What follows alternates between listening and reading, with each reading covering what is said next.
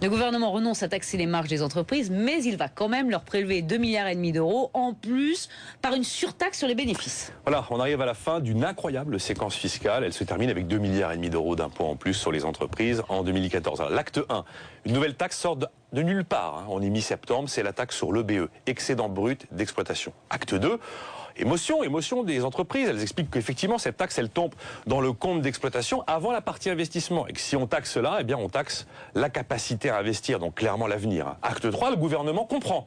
C'est pas mal, hein. Il comprend que ça ne va pas, effectivement. On ne peut pas défendre l'investissement dans tous les discours et venir le planter à la fin en taxant les marges. La semaine dernière, Bernard Cazeneuve annonce qu'il renonce donc à l'EBE, l'excédent brut, et qu'il va taxer l'ENE, l'excédent net d'exploitation. Acte 4, qu'est-ce que c'est que ça ? De quoi s'agit-il? L'ENE, l'excédent net d'exploitation, ça n'existe pas. Aucune ligne comptable ne correspond à ça. C'est une invention ex nihilo de Bercy.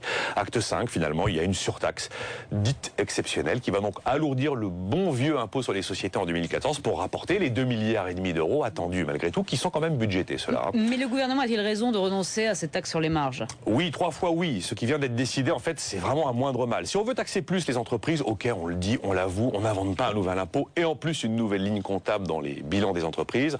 Et monter l'impôt sur les sociétés, c'est la seule solution, c'est la solution la plus logique. Mais derrière, la question est quand même de savoir si la surtaxe sera vraiment temporaire, parce que le provisoire qui dure en matière fiscale, vous admettrez tous quand même que ça s'est déjà vu et sous toutes les majorités. Donc au fond, le gouvernement a plutôt bien agi, non?